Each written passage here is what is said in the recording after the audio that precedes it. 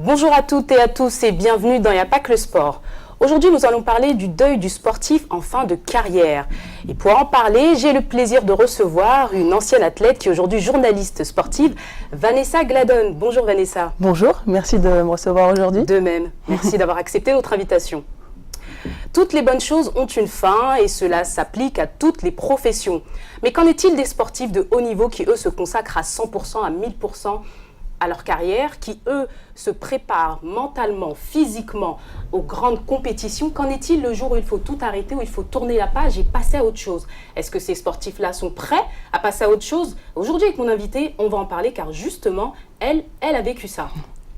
Alors Vanessa, on parlera tout à l'heure un petit peu plus de votre carrière sportive, mais comme je viens de l'expliquer dans mon intro, vous avez arrêté votre carrière, aujourd'hui vous êtes journaliste. Tout à fait. Ma première question c'est donc, qu'est-ce que fait un sportif quand sa carrière se finit? Que devient le quotidien d'un sportif qui arrête?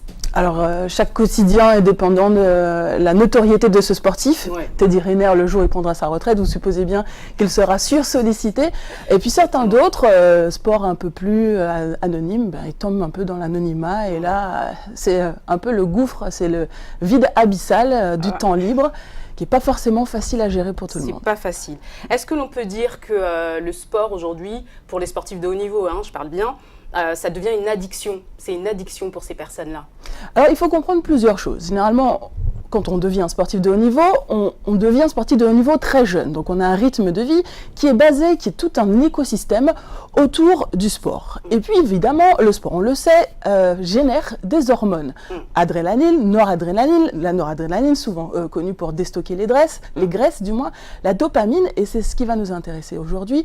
La dopamine, c'est l'hormone du plaisir. Et souvent, eh bien, c'est aussi généré quand on prend de la drogue, quand on prend de l'alcool. Et l'addiction au sexe est liée des fois à la dopamine. Il y a aussi l'endorphine, qui est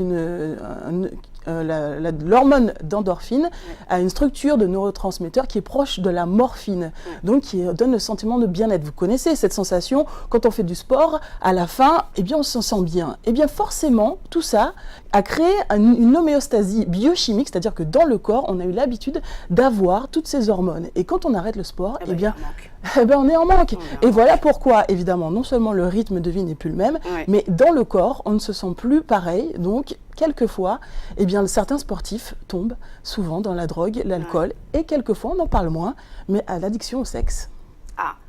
Ça c'est vrai que ça on en parle moins, on en parle, on parle très rarement, on parle de dépression, on parle d'addiction, mais ça on en parle très rarement. Pourquoi? Tout ça c'est lié à la dopamine et comme on disait, sujet tabou, parce qu'évidemment on n'a pas envie de...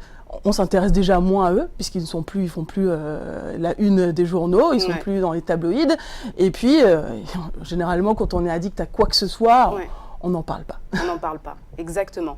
Est-ce que Vanessa, vous pouvez nous parler très rapidement, vous, de votre parcours? J'aimerais que vous puissiez nous dire comment vous avez commencé votre carrière et surtout ce que vous avez vécu à la fin de votre carrière.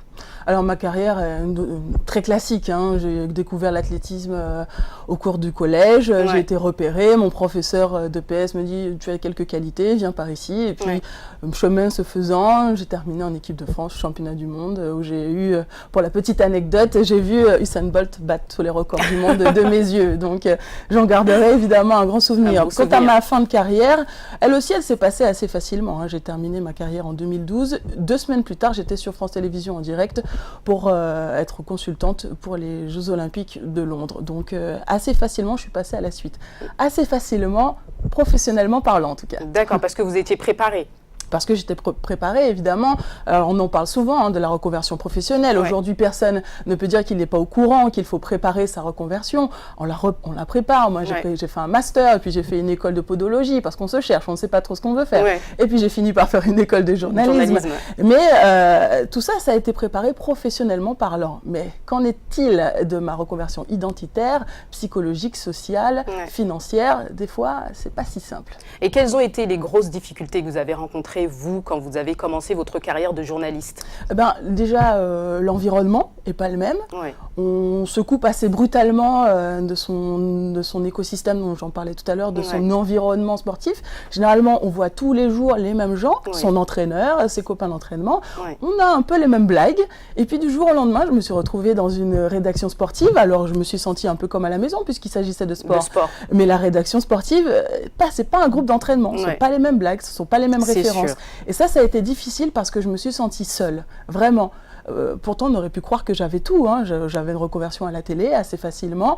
Pourtant, je me sentais très, très seule. Et ça, vous pensez que c'est vraiment dû au milieu? Il y avait vraiment ce manque qui a fait que vous vous êtes senti mal. Est-ce que vous avez ressenti ça comme une dépression ou pas du tout? Ça a juste été une mauvaise passe.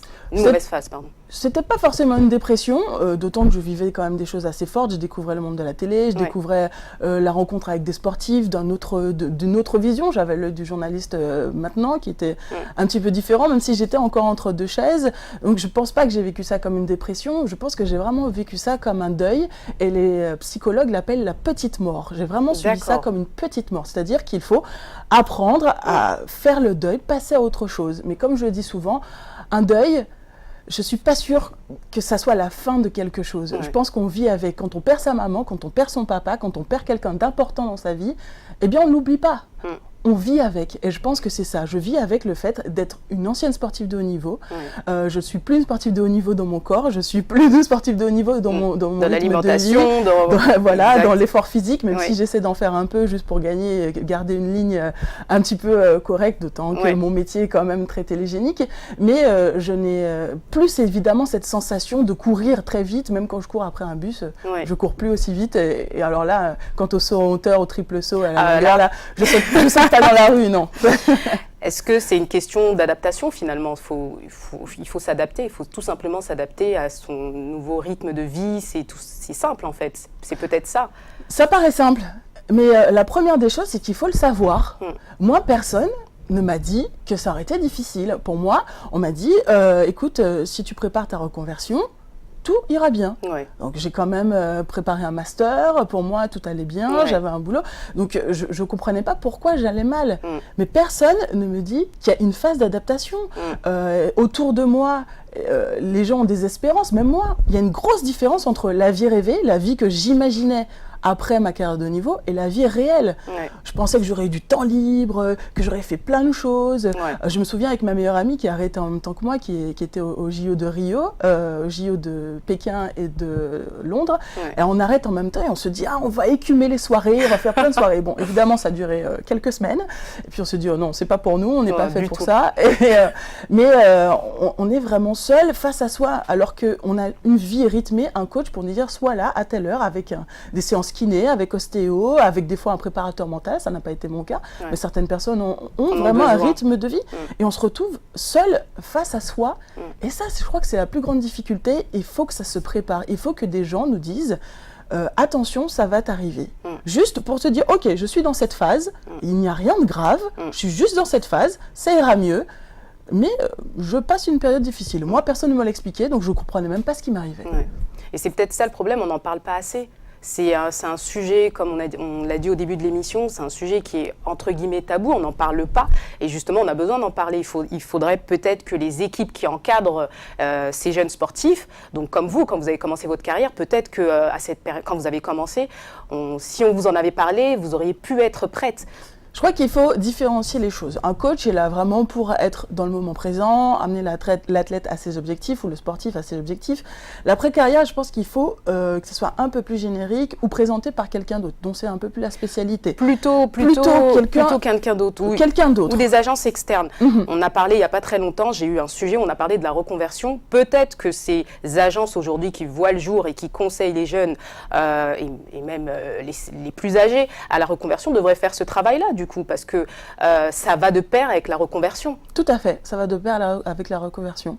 Moi, j'ai suivi 3 sportifs qui m'ont demandé, qui m'ont sollicité, parce qu'ils ont senti que j'étais vraiment engagée sur le sujet, et je les ai accompagnés. Alors, évidemment, je ne suis pas psychologue, je ne suis pas médecin ou quoi que ce soit, mais la seule chose que j'ai l'expérience. Et ça, s'il y a bien quelque chose qui ne s'achète pas, c'est l'expérience. Et donc, au-delà de juste discuter avec eux, je menais des actions concrètes avec eux pour leur apprendre. Un sportif de haut niveau, c'est bien un footballeur. Un footballeur qui a un cadre depuis l'âge de 15-13 ans est en centre de formation. Il n'a pas l'habitude de prendre son billet de train. Il n'a pas l'habitude de réserver un hôtel, de se déplacer, de faire des choses toutes simples, s'occuper de ses impôts, s'occuper de sa sécurité sociale. Des choses très simples. Il faut leur apprendre à aussi prendre leur autonomie, à aller vers une vie plus autonome au-delà d'une structure comme les sports co. Le sport co encadre énormément les sportifs. Mais une fois qu'ils passent la porte professionnelle, c'est comme une porte de secours. Hein. C'est-à-dire, une fois qu'on sort, on ne peut plus faire demi-tour et on se retrouve seul face à soi. Donc, c'est vrai que c'est pour ça que j'ai accompagné les sportifs et c'est pour ça que j'ai vraiment l'ambition aujourd'hui de pouvoir parler à certaines fédérations, aller dans les centres de formation pour leur dire attention, je sais que vous rêvez d'être Ibrahimovic, je sais que vous rêvez d'être Zidane, je sais que vous rêvez d'avoir la carrière de Didier Drogba, mais tout le monde n'a pas cette chance, mais vous pouvez faire d'autres choses. La vie n'est pas finie pour autant, il faut simplement se réadapter. Exactement. Je pense que c'est le terme exact, se réadapter. Se réinventer, c'est ça. C'est ça, exactement. Et est-ce que tous les sportifs passent par cette période ou alors certains sportifs n'ont pas du tout ce problème? Ça dépend des sportifs. Certains passent très vite. Certains trouvent un autre loisir. Galfionne, par exemple, Jean Galfionne, champion olympique sur la perche. Lui, il est passé à la voile directement. Donc, lui, la petite mort, je ne suis pas sûre qu'il ait fait parce qu'il est encore sportif de haut niveau dans un autre domaine, entre guillemets. Donc, pour moi, il n'a pas fait, il s'est réinventé, mais encore autrement. Et il y a un très bon livre de Véronique Barré qui s'appelle Les médailles et après, il me semble, où elle explique dans ce livre tous les atouts des sportifs pour les entreprises. Elle leur montre qu'ils ne sont pas obligés de se reconvertir forcément dans le sport. Il n'y a pas que le coaching, il n'y a pas que l'arbitrage, même si évidemment il en faut. Hein. Bien sûr. Il n'y a pas de place pour tout le monde. Justement, ma prochaine question, c'était ça, c'était est-ce que la solution pour ces sportifs-là, c'est de faire une reconversion dans un milieu qu'ils connaissent, comme on peut le voir, il y a certains sportifs qui deviennent des consultants, comme ça ils restent dans le sport, comme vous venez de le dire, c'était Galfionne si je ne me trompe pas, voilà, qui a fait une reconversion dans la voile. Est-ce que la solution, c'est pas de rester faire une activité dont on connaît et on a l'habitude de rester dans le sport, on est sportif, on reste dans le sport. Est-ce que c'est peut-être pas ça la solution pour ne pas avoir des difficultés à faire le deuil? Alors je pense que c'est la solution de facilité qui convient évidemment à certaines personnes et qui ne convient pas à tout le monde. Tout le monde a des atouts qu'on a plus ou moins développés, qui étaient plus ou moins innés. Il faut faire un petit bilan. Il y a des gens qui se chargent, on peut le faire. Je peux aussi accompagner à faire un bilan sur ces compétences pas physiologiques, là pour le coup, intrinsèques, personnalité, ce qu'on a développé en tant que sportif, pour savoir vers où on peut se diriger. Il n'y a pas que le sport, il n'y a pas que kiné, ostéo, podologue, coach. Il y a d'autres choses, il y a plein de choses en entreprise. On peut devenir artiste peintre si ça nous convient. Enfin, peu importe. Vraiment, je pense qu'il faut se réinventer dans quelque chose qui nous passionne autant qu'a été la pratique sportive. Et je pense que c'est là toute la difficulté. Je vais revenir sur une question parce que tout à l'heure, on a parlé des difficultés que peut ressentir une personne et par exemple que vous avez ressenti. Est-ce que ça touche l'entourage? Évidemment. Évidemment, je parlais de la vie rêvée. La vie rêvée, elle a été pour moi, entre ce que j'imaginais en temps libre, ce que j'aurais pu faire, mais elle est aussi pour mon entourage. Mon entourage, une femme de footballeur, pour prendre un exemple très concret, et je sais qu'en Afrique, le foot c'est important, pour prendre un exemple très concret, une femme de footballeur, son mari est très absent, il est beaucoup en voyage, des fois quand il est en sélection nationale, donc quand il a du temps libre, il part en sélection, il part en stage, etc. Donc il est très peu présent. Une fois que le mari annonce sa retraite, tout le monde est content. La femme, la première, en se disant il va s'occuper de moi à la maison, il va être plus présent, il va s'occuper des enfants. Mais quand il arrête sa carrière, il a besoin de se réinventer. Pour se réinventer, il a besoin de faire le point et de passer à autre chose. La femme, quand elle voit son mari à la maison, elle lui dit et le ménage, et la vaisselle, et tout. Et donc il y a un conflit. Parce que lui, ce ne sont pas ses attentes, mais elle voudrait un mari très présent. Ils n'ont pas eu l'habitude de vivre ensemble au quotidien. Il va falloir là aussi se réadapter en tant que couple. Et quelles sont les relations aujourd'hui que vous avez avec les anciens sportifs? Est-ce qu'aujourd'hui vous êtes encore en relation avec vos anciens collègues? Est-ce que vous coupez carrément les ponts avec eux? Est-ce qu'aujourd'hui vous êtes toujours en contact avec cette communauté-là dans l'athlétisme, en tout cas tous vos anciens confrères, on va dire? Alors là encore, je crois qu'il n'y a pas de recette. Hein. Moi, étrangement, je suis très copine avec des filles avec qui je n'étais pas du tout copine dans ma carrière. Alors, mais elles sont aussi sportives. Oui, il y en a une qui était au JO de Pékin, donc il y en a une autre qui a fait 2 JO, Londres et Pékin, et puis la troisième a eu le record de France de saut à la perche. Donc des disciplines, on n'était pas du tout concurrentes, puisque moi je faisais triple saut longueur, donc peut-être que ça joue. Pourtant, on a une histoire commune. En effet, ça nous fait peut-être du bien d'avoir une histoire commune. Mais j'en connais d'autres qui ont coupé les ponts, qui sont vraiment passés à autre chose, notamment un champion du monde en 98, qui est réputé aujourd'hui, alors il faudrait que je vérifie cette info, mais il serait loin dans la Bretagne et il vendrait des piscines, et puis il faut surtout pas le contacter pour parler de football. Non. Ça, c'est une belle anecdote. Hein. Bon, après, on dévoilera pas le nom. Non. On va pas chercher à pas de problème. Non, il veut qu'on le laisse tranquille. Bah écoutez, merci Vanessa de m'avoir accompagnée aujourd'hui. Merci beaucoup. Merci de votre témoignage et j'espère que vous allez continuer à faire ce travail-là, d'aller parler avec ces sportifs-là, conseiller par rapport à la reconversion et conseiller par rapport au deuil du sportif. Merci à vous, chers téléspectateurs, de nous avoir suivis. N'hésitez pas à laisser des commentaires sur l'ensemble de nos réseaux sociaux. Et puis quant à nous, on se donne rendez-vous pour une prochaine émission. À très vite.